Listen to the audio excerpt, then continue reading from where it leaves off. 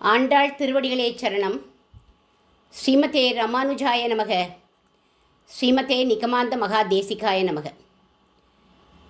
அனைவருக்கும் அடியேனுடைய பணிவான நமஸ்காரம். கோதையின் விழியில் இன்றைக்கு 18வது பாசுரம். ஆண்டாள் நப்பெண்ணை பிராட்டிய இந்த பாசுரத்தில் எழுப்பி ரொம்ப சுவாரஸ்யமான திருநாமத்தை இட்டு கண்ணபிரானை அழைக்கிறான். என்ன திருநாமம்? பந்தார் விரலி மைத்துணன் அப்படிங்கிற திருநாமம். நாமும் பந்தார் விரலி மைத்துணனை அழைப்போம்.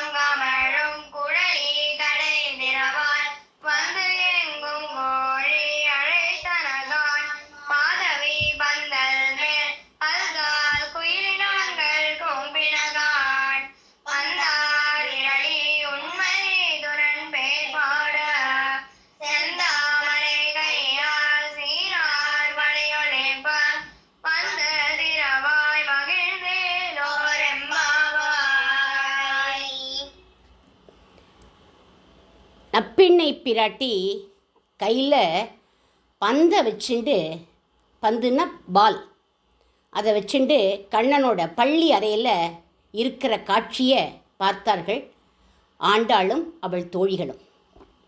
பந்து விளையாட்டில் எம்பெருமானை ஜெயிச்சு தன் கையில் வச்சுட்டுருக்கா பிராட்டி அந்த பந்தை. இந்த பந்து யார் அப்படின்னா, இந்த பந்து தான் ஜீவாத்மாக்களாகிய நாம். இந்த பந்து எம்பெருமான் கையில் இருந்தால் ஒரு ஜீவாத்மா அவள் செஞ்ச பாபத்துக்கு தண்டனை, புண்ணியங்களுக்கு நல்லது, இப்படிலாம் கிடைக்கும். ஆனால் அது பிராட்டியோட கையில் வந்து சேர்ந்தால் பாபங்களுக்கு தண்டனை அளிப்பது இவளுடைய சுபாவமே இல்லை. இவள் மன்னிச்சுடுவாள். அது மட்டும் இல்லை, பகவானிடத்தில் நமக்காக பரிஞ்சு பேசி அவனோட அனுகிரகத்தையும் பெற்று கொடுத்துடுவாள். பிராட்டிக்கிட்ட பந்து இருக்கிறதுனால நமக்கு நிச்சயம் அனுகிரகம் பண்ணுவா அப்படின்னு சந்தோஷப்பட்ட ஆண்டாள். அதனால தான் பந்தார் விரலி மைத்துனன்கிற திருநாமத்தை இட்டு இந்த பாசுரத்தில் கண்ணபிரானை அழைக்கிறான். நப்பெண்ணை பிராட்டி புருஷகார பூதையாக இருந்திருக்கான்னு, அதாவது புருஷகார பூதைன்னா ரெக்கமெண்டேஷன் பண்ணியிருக்கான்னு பெரியாழ்வாரும் ஒரு பாசுரத்தில் பாடுறார்.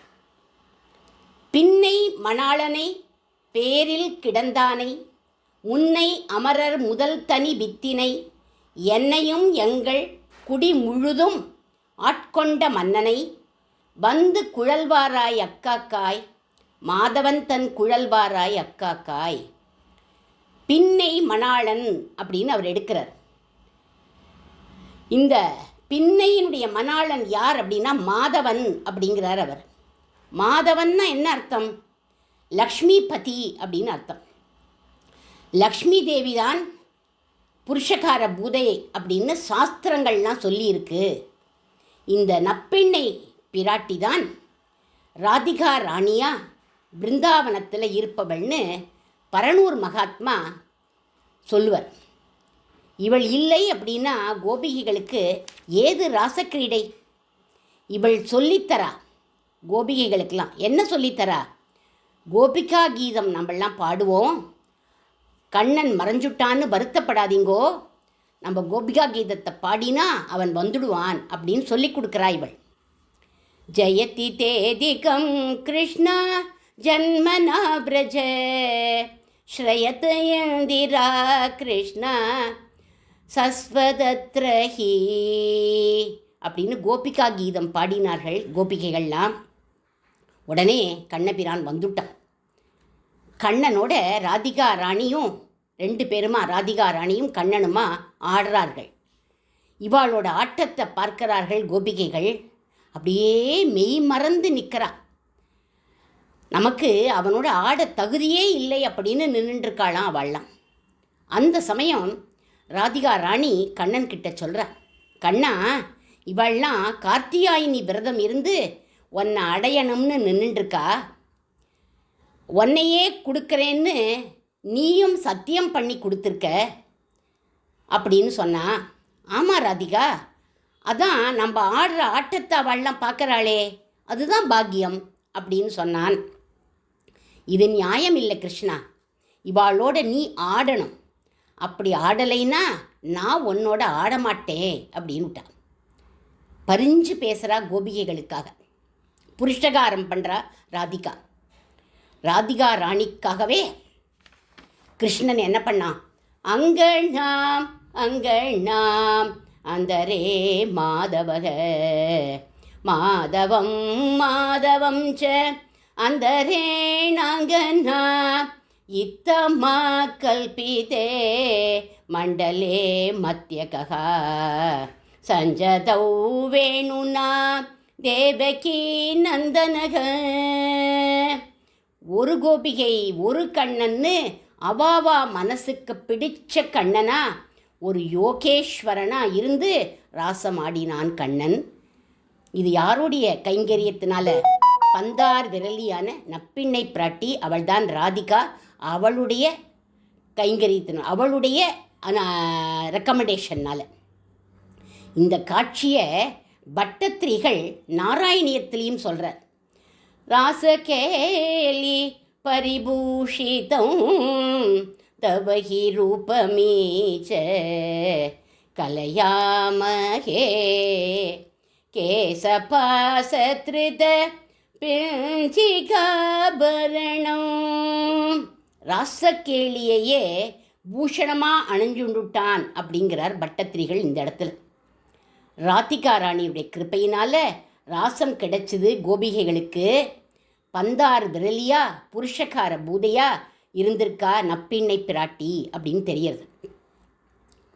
இனி சீதா பிராட்டியும் பந்த அணைச்சிண்டு படுத்துட்டுருக்கா, அவளும் பந்தார் விரலி அப்படின்னு ஆழ்வார் ஒரு பாசுரத்தில் பாடுறார். பந்தணைந்த மெல் விரலாள் சீதைக்காகி பகலவன் மீது இயங்காத இலங்கை வேந்தன் அப்படிங்கிறார் அவர். வாலி ராமபிரானை பார்த்து சொல்கிறான், வாலியை அடித்து வீழ்த்திட்டார் ராமபிரான். அப்போது வாலி ராமபிரானை பார்த்து சொல்கிறான், என்ன சொல்கிறான்னா, இரக்கமின் புகுந்தாய் அப்பா, என்மேல் எப்பிழை கண்டாய் அப்பா அப்படின்னு கேட்குறான். இரக்கம் தயை அப்படிங்கிற இந்த குணத்தை ராமா நீ தொலைச்சுட்ட. ஏன்னா மகாலட்சுமியான சீத்தையை நீ தொலைச்சுட்டதுனால அவள் உன் பக்கத்தில் இல்லை. தயை உடையவள் பாதுகாதேவி, அவளையும் உன் தம்பி பரதன் வாங்கிட்டு போயிட்டான். அதனால் தயையும் நீ தொலைச்சுட்ட. இவா 2 பேரும் இல்லாததுனால உனக்கு பைத்தியம் பிடிச்சி போயிடுத்து ராமா அப்படிங்கிறான் வாலி. ஏன்னா சீதா பிராட்டிக்கிட்ட அபச்சாரப்பட்டான் காக்காசுரன், ஆனால் அவன் உயிர் பொழைச்சுட்டான். ஏன்னா சீதை அப்போ உன்னோட இருந்தா. அவனை விட கொடிய தப்பு பண்ணாத என்ன நீ கொன்னுட்ட, ஏன்னா பிராட்டி பக்கத்தில் இல்லை அப்படிங்கிறான் வாலி. பந்தார் விரலி சீத்தைன்னு வாலியே பேசுகிறான் பாருங்க. பந்தார் விரலியா சீத்தை செயல்பட்டிருக்கா ஒரு இடத்துல. எங்கே அப்படின்னா அசோகவனத்தில். அசோகவனத்தில் பிராட்டி இருந்தபோது திரிஜடா அப்படிங்கிற ஒரு ராட்சசி சக ராட்சசிகள் கிட்ட சொல்கிறா, இதுவரை பிராட்டிக்கிட்ட நீங்கள்லாம் அபச்சாரப்பட்டேள், ஏன்னா அவளை திட்டுறதெல்லாம் பண்ணினாவா. இவ்வளவு நாளாக நீங்கள் அபச்சாரப்பட்டேள், ஆனால் நான் இப்போ உங்களுக்கெல்லாம் சொல்கிறேன், ஒவ்வொருத்தரா பிராட்டி காலில் விழுந்து மன்னிப்பு கேளுங்கோ, நிச்சயமாக பிராட்டி அபயம் கொடுத்துடுவா அப்படின்னு அவள் சொல்கிறா. பிரணிபாத பிரசன்னாகி மைத்திலி ஜனகாத்மஜா அலமேஷா பரித்ராதும் ராட்சசீர் மகோதோபயாது அப்படின்னு அவள் எடுத்து சொல்கிறா அந்த ராட்சசிகளுக்கு. அப்போது அவள் அது கூட கேட்டுண்டு ஒருத்தர் கூட மன்னிப்பு கேட்கவே இல்லை, பேசாமல் தலையை தொங்க போட்டுண்டு உட்காண்டிருக்கா அவள்லாம். அப்போது சீதா பிராட்டி சொல்கிறா, சரணம்னே சொல்ல வேண்டாம், ஒருவேளை என் பிரபுவினாலேயோ இல்லை வேறு யாராலையாவதோ இவாளுக்கு கஷ்டம் ஏற்பட்டதானால் நான் அவளெல்லாம் ரட்சிப்பேன் அப்படிங்கிறா பிராட்டி. அதுக்கப்புறம் ராமர் ஜெயிச்சுட்டார்னு வந்து ஹனுமன் வந்து சொல்கிறார். சொல்லிவிட்டு பிராட்டிக்கிட்ட அனுமதி கேட்குறார். எதுக்கு அப்படின்னா, இந்த ராட்சசிகள்லாம் உங்களை 10 மாதமாக என்ன பாடுபடுத்தினா, அதனால் நீங்கள் எனக்கு அனுமதி கொடுக்கணும். என் கையால் இவாளை என் 2 கைகள்லையும் வச்சு வச்சு பிழிஞ்சு கொன்னுடுறேன் அப்படின்னு சொன்னார் ஹனுமான். அப்போது பிராட்டி சொல்கிறா, அதெல்லாம் கூடாதுப்பா. பாப்பா நாம்பா சுபா நாம்பா வதார்கா நாம் பிளவங்கம காரியம் கருணமாரியேன ந கஷின் ந அபராரியதி. இவாளை அழிக்கிறதுக்கு நான் விடமாட்டேன். யாரு தான் தப்பு பண்ணலை லோகத்தில், இவாளை நான் அழிக்க விடமாட்டேன். என்னைக்கோ இவாளுக்கு நான் வாக்கு கொடுத்துட்டேன். ஆபத்து வந்தால் நான் உங்களை ரட்சிக்கிறேன்னு அவளுக்கு நான் வாக்கு கொடுத்துட்டேன் அப்படிங்கிறா பிராட்டி. உடனே ஹனுமன் சொல்கிறார், இவா தான் சரணாகதியே பண்ணலையே அப்படின்னு சொன்னார். சரணாகதி பண்ணணுங்கிற அவசியமே எனக்கு இல்லைப்பா, எனக்கு என்னுடைய வாக்கு தான் முக்கியம் அப்படிங்கிறார். பிராட்டி கை அப்போது பந்தார் விரலியாக சீதா பிராட்டி இருந்திருக்கா. பிராட்டி கையில் பந்தை வச்சுட்டதுக்கு இதுதான் அர்த்தம். சீத்தை கையில் இருந்த பந்து ஒரு சமயத்தில் 3 கலராக ராமருக்கு தெரிஞ்சுதான். எப்போ அப்படின்னா, மித்திலையில் பிராட்டி உப்பரிகையில் தோழிகளோட பந்தை தட்டி தட்டி விளையாடின்னு இருக்கா. அவள் விளையாடுறத ராமபிரான் பார்த்தார். அந்த பந்து ஒரே சமயத்தில் சிகப்பு, கருப்பு, வெள்ளை அப்படின்னு 3 கலராக காமிச்சுதான். என்ன காரணம் அப்படின்னு ராமரே திகைச்சு நின்றுட்டுருக்கார். அதுக்கு வியாக்கியானம் பண்ணுறவா எவ்வளோ அழகாக சொல்கிறா பாருங்கோ. பிராட்டியுடைய கை செந்தாமரை கை, அந்த சிகப்பு ரிஃப்ளெக்ட் ஆகி சிகப்பாக இருக்குது பால் அப்படிங்கிறார். அது கண்ணுக்கிட்ட போகிறது இல்லையா, அப்போது கண்ணில் இருக்கிற மை, அவள் மைத்தடம் கண்ணி இல்லையா, அதனால் அந்த மை என்னாச்சு அப்படின்னா அப்படியே அதில் தெளித்து ரிஃப்ளெக்ட் ஆகி அது கருப்பாக காமிக்கிறது. அடுத்தது பந்து கீழே வரப்போது கால் நகம் எப்படி இருக்குன்னா வெண்மையாக இருக்குது, பளபளன்னு இருக்குது. அதனால் அது பிரதிபலித்து வெண்மையாக இருந்தது அப்படின்னு ஆச்சரியமாக இப்படி வியாக்கியானம் பண்ணுறார்கள் நம் பூர்வர்கள். இப்படி பந்தார் விரலி மைத்துனனின் பேரை பாடுறா நம்ம ஆண்டாள் இந்த பாசுரத்தில்.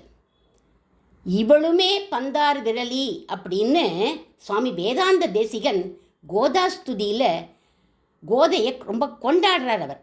அந்த கோதாஸ்துதியை பாருங்கோ. ரங்கே தடித் குணவதோ ரமைவ கோதே கிருஷ்ணாம்புதஸ்ய கடிதாம் கிருபயா சுவிருஷ்ட்யாம் தௌர்கத்ய துர்பிஷ விநாச சுதா நதீம் த்வாம் சந்த பிராப்திய சமயந்திய சிரேண தாபான். இந்த சுதியில் அவர் சொல்கிறார், அம்மா கோதா பிராட்டியே, ரங்கநாதன் ஒரு காள மேகம், எப்பவும் அவனோட அகலாமல் இருக்கக்கூடிய பெரிய பிராட்டி எப்படி இருக்கான்னா மின்னல் மாதிரி இருக்கா. அவ 2 பேரும் உடைய அருள்னால நீ அவளுடைய அருள்னால மழையால் அவளுடைய அருள் மழையினால் நீ படைக்கப்பட்ட அமுத நதி அப்படிங்கிறார். அந்த அமுத நதியான நீ எங்களுடைய சம்சாரங்கிற கொடிய விஷத்தை அடிப்பவள் நீயும் ஒரு பந்தார் விரலிதான் அப்படிங்கிறார். அதனால அடியோங்கள்லாம் உன்னுடைய ஸ்ரீசூக்திகளை அனுசந்தானம் பண்ணி உன் திருவடிகளில் சரணம் அடையிறோம் அப்படின்னு சுவாமி வேதாந்த தேசிகன் இந்த ஸ்துதியில் கோதா பிராட்டியையும் பந்தார் விரலி அப்படின்னு அவர் பாடுறார். இனி ஸ்வாபதேசமாக இந்த பாசுரம் சுவாமி வேதாந்த தேசிகனை எப்படி சொல்கிறது அப்படின்னு பார்க்கலாம். நப்பின்னாய் அப்படிங்கிற இந்த பதம் சுவாமி தேசிகரையே குறிக்கிறது. எப்படின்னா, ந அப்படிங்கிற சொல் சிறந்த அப்படின்னு அர்த்தம். பின்னை அப்படின்னா இவருக்கு பின்னால் வந்த ஆச்சாரியர்கள் யார்னா இவருடைய மாமா அப்பிள்ளார், அவருக்கப்புறம் இவர் அவதரித்தார். அதனால் இவருக்கு நப்பிணை அப்படிங்கிற இந்த பெயர் பொருத்தமாக இருக்குது அப்படின்னு சொல்லுவார். அடுத்ததாக இவருடைய பெருமையை சொல்கிறார்கள். உந்து மதகளிற்றன் ஓடாத தோள் வலியன் அப்படிங்கிறார்கள். என்ன அர்த்தம் இதுக்கு அப்படின்னா, வேதத்தை, வேத நூலை, வேத வழியை சில குதிருஷ்டிகள்லாம் தப்பாக துஷ்பிரயோகம் பண்ணினான். அவளுடைய துர்வாதங்களை யானை வாழை தோட்டத்தை அழிக்கிற மாதிரி இவர் அழிச்சுட்டார். ராமானுஜ சித்தாந்தத்தை தன்னுடைய வாதங்களில் ஸ்தாபிச்சுட்டார் இவர். அதனால இவர் உந்து மதக்களிற்றன் அப்படின்னு சொல்கிறார்கள். தோள் வலியன் இவர். ஏன் இவர் தோள் வலியன்? ராமானுஜ வம்சத்தில் வந்த சிஷ்யர்களுக்கு ஆனந்தத்தை கொடுக்கக்கூடியவர். எப்பேற்பட்ட ஆனந்தம் அப்படின்னா, 5 இந்திரியங்களையும் அடக்கி ஆளும்படி அனுகிரகம் பண்ணக்கூடியவர். தன்னுடைய சிஷ்யன் க்ஷேமமாக இருக்கணும்னு மனசால நினைச்சாலே போரும், அவள் க்ஷேமமாக இருப்பார்கள் அப்படின்னு சொல்லப்படுறது இந்த இடத்துல. இதுக்கு பிரத்யக்ஷம் சாட்சி யார் அப்படின்னா அடியேன் தான். ராமானுஜ தயாபாத்திரம்னு தயார் பண்ணுற போது மந்த புத்தி உள்ள அடியேனை தாங்கள் கடாட்சித்து நேர்த்தியாக ப்ரெசன்ட் பண்ணணும்னு சுவாமிக்கிட்ட மனசால் நான் பிரார்த்தனை பண்ணிட்டேன். அந்த பிரார்த்தனையை அவர் செவிசாய்த்து பல பாசுரங்களில் அடியேனுக்கு ஞானத்தை கொடுத்து தயார் பண்ண வச்சுட்டார். அப்போது எப்பேற்பட்ட தோள் வலியன் சுவாமி வேதாந்த தேசிகன்னு தெரியறது பாருங்க. அடுத்ததாக கந்தம் கமழும் குழலி. கந்தம் வாசனை. என்ன வாசனை அப்படின்னா, ஞானம் வைராக்கியங்கிற மணமிக்க மலர்களை பூஷணமாக கொண்டவர் நம் சுவாமி வேதாந்த தேசிகன்.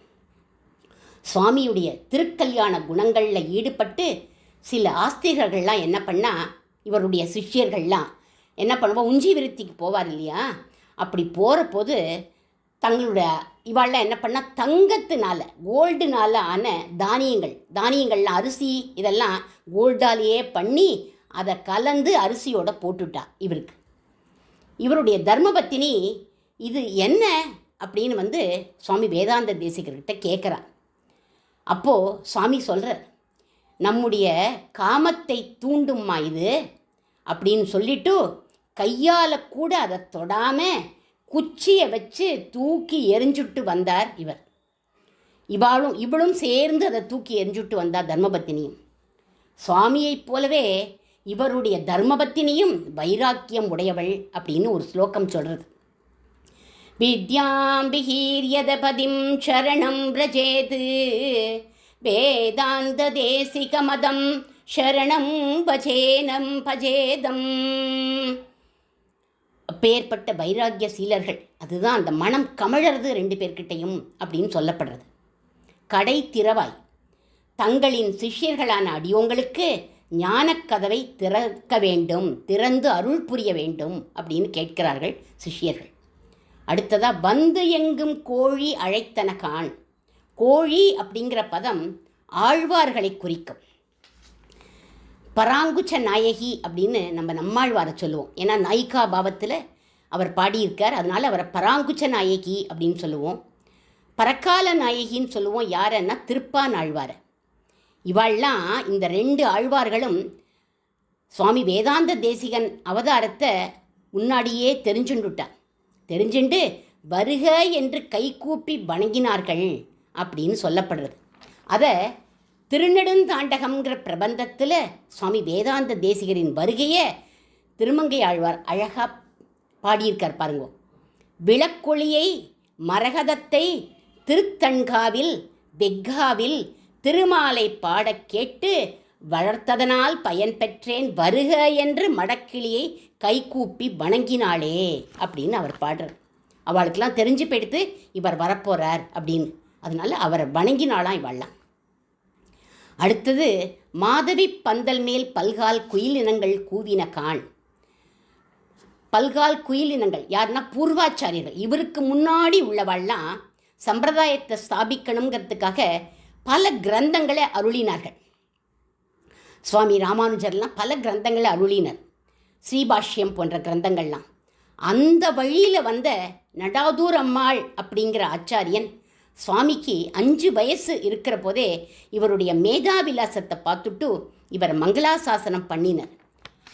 பிரதிஷ்டாபித வேதாந்தக பிரதிக்ஷிப்த பகிர்மதக பூயாத்வை வித்யமானிஸ்வம் பூரி கல்யாண பாஜனம் அப்படின்னு உத்தமமான வேதாந்தத்தை இந்த குழந்தை ஸ்தாபிதம் பண்ண போகிறான்னு அப்போவே அவர் ஆசீர்வாதம் பண்ணிட்டார். அடுத்ததாக பந்தார் விரலி எம்பெருமானை போய் நம்ம பற்றினோம்னா பிரம்மாலேருந்து கிருமிகள் வரை உள்ள ஜீவர்கள் எல்லாம் பந்து போல மேலே போடுறதும் கீழே தள்ளுறதுமா பல தண்டனைகளை கொடுத்துடுவான் பகவான். பிராட்டியினுடைய கையில் போய் நம்ம சேர்ந்துட்டோம் அப்படின்னா ஜீவனுக்கு நல்ல கதி கிடைக்கும் அப்படின்னு சொல்வார்கள். ஆனால் ஆச்சாரியரான வேதாந்த தேசிகனை போய் நம்ம அண்டினோம்னா எல்லா ஜீவர்களுக்கும் மோட்சம் அப்படிங்கிறது உறுதி. அதனால அடியோங்களுக்கு தாங்கள் தான் பந்தார் விரலி அப்படின்னு சொல்கிறார்கள் சிஷ்யர்கள்லாம். இவரை சரணம் அடைஞ்ச ஒரு அகத்திக்கீரை அதுக்கு கூட நல்ல கதியை கொடுத்தவர் சுவாமி வேதாந்த தேசிகன். எப்போ அப்படின்னா திரௌபதி கொடுத்த அட்சய பாத்திரத்தில் ஒட்டிண்டு இருந்த சின்ன அகத்திக்கீரையை எடுத்து சாப்பிட்டான் மாயக்கண்ணன். துர்வாசர் அனுஷ்டானமெல்லாம் முடித்து 10,000 சிஷ்யர்களோட வரவருக்கு அன்லிமிட்டெட் மீல் சாப்பிட்ட மாதிரி இருந்துதான். சாப்பிடாமையே திரும்பி போயிட்டா அவள்லாம். கண்ணன் தன்னுடைய மாயத்தனத்தினால துர்வாசர்கிட்டேருந்து பாண்டவாளை காப்பாற்றிட்டான்.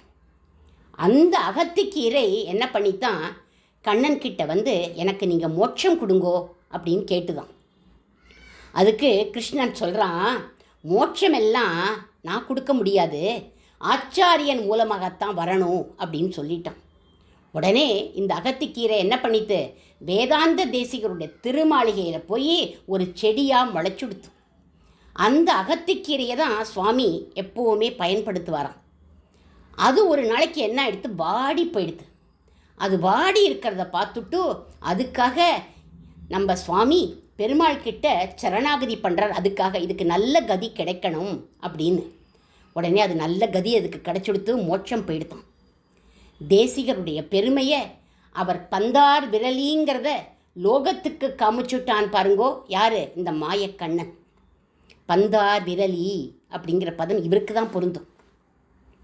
உன் மைத்துணன் பேர் பாட பெருமாளோட கல்யாண குணங்களை தெரிஞ்சுக்கணும் அப்படின்னா இவருடைய ஸ்ரீ சூக்திகளெல்லாம் நம்ம தெரிஞ்சுட்டாதான் பெருமாளுடைய கல்யாண குணமே தெரியும்.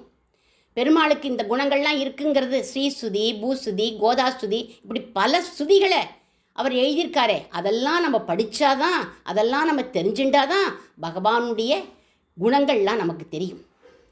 அதனால் அவைகளெல்லாம் பாடணும், அவைகளெல்லாம் நாங்கள் தெரிஞ்சுட்டு பாடுறோம் அப்படின்னு சொல்கிறார்கள். கடைசியாக செந்தாமரை கையால் சீரார் வளையொழிப்ப வந்து திறவாய் மகிழ்ந்து. வளை அப்படிங்கிறது இந்த இடத்துல சங்கு அப்படின்னு சொல்லலாம். சங்கு அப்படின்னு சொன்னாலே அது ஞானத்துக்கு அதிபதி.